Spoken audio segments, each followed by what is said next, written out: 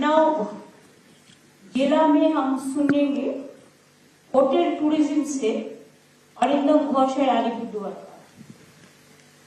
आप क्या और करने चाहते हैं, क्या करते हो, छोटा से बता दीजिए।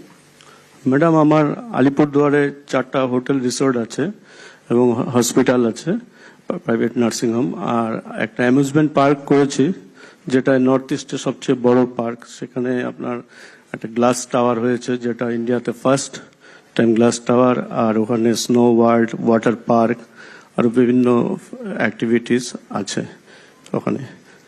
আপনাদের আরো বাড়ানো যেতে পারে। হ্যাঁ, বাড়ানো, কিন্তু অনেক লোক আলিপুরে জঙ্গল ভিজিট করতে আসে, কিন্তু অ্যাকোমোডেশনের এখনো প্রবলেম আছে।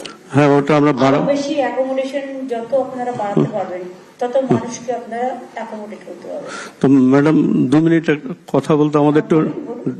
ম্যাডাম আমাদের ডুয়ার্সে এখন যেটা 2016-17 দেখা গেছে যে প্রচুর টুরিস্ট আসছে, কিন্তু রিসেন্ট টুরিস্টটা কমে গেছে। কারণ ডুয়ার্স হচ্ছে মেনলি হচ্ছে লোক যেটা আসছে ফরেস্ট আর ট্রাইবাল ড্যান্সের উপরে ডুয়ার্সটা এখন হয়ে আছে, কিন্তু ডুয়ার্সে অনেক সোর্স আছে। আমি যেমন একটা করে বলছি, 4টা সোর্স খুব আমাদের ডুয়ার্সের লাস্ট 2-3 ইয়ার্স আমাদের বক্সা ফোর্টটাকে রিনোভেট করা হয়েছে রাজ্য সরকার থেকে। তো এখানে সকলে যেতে চায়, কিন্তু আমাদের বক্সাতে যেটা 0 পয়েন্ট আছে, বক্সা 0 পয়েন্ট পর্যন্ত গাড়ি যাচ্ছে, তারপর থেকে যাচ্ছে না। তো ওটা নিয়ে আমি লাস্ট 1 বছর অনেক আমাদের যে ডিএম ম্যাডাম আছে ওনার সাথেও কথা বলেছি এবং ওখানে লোকেদের সাথে কথা বলেছি।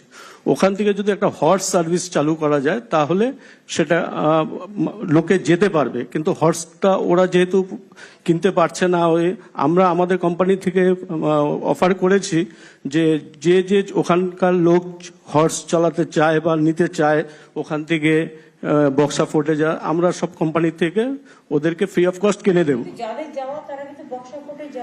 না ম্যাডাম, ওখানে অনেকে যাওয়ার ইচ্ছা, কিন্তু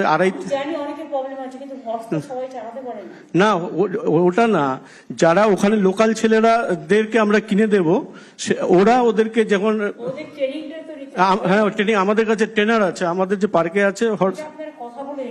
না ম্যাডাম, ওখানে হচ্ছে ফরেস্ট ডিপার্টমেন্ট আর হচ্ছে ভিএসএফ দুটো ব্যাপার আছে, সেই ব্যাপারটাকে দেখতে হবে। কিন্তু ফরেস্টের যারা আছে, দেবলবাবু আছেন তো এখানে, আপনি একটু বিএসএফের সাথে কথা বলে নেবেন। যদি আমাদের এপাশ থেকে কেউ যেতে চায় ফর ট্যুরিস্ট, যদি তাদের মানে রেকগনাইজড কাগজপত্র সব থাকে, তাহলে ওরা যদি হর্সের ব্যবস্থা করে সেটা দেখে নেবেন, টাইম টু টাইম চেক হবে, কাউকে একটা নোডাল অফিসার করবে, তাতে লোকাল এমপ্লয়মেন্ট বা ওদের জিনিসপত্র বিক্রিটাও বাড়বে। আর আরো আমাদের ওখানে চেকো বিট আছে, ওখানে 2-3টা কুনকি হাতি আছে।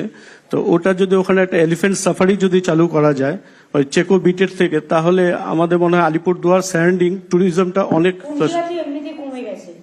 ওখানে কিন্তু 3-4টা আছে, দীর্ঘদিন থেকে আছে। ওরা তো ওরা ওই ফরেস্টেই ঘুরে বেড়ায়, ওখানে গ্রামের লোকরাও চড়ে হাতিতে, কিন্তু ওটাকে যদি এভাবে করা যায় তাহলে আলিপুরদুয়ার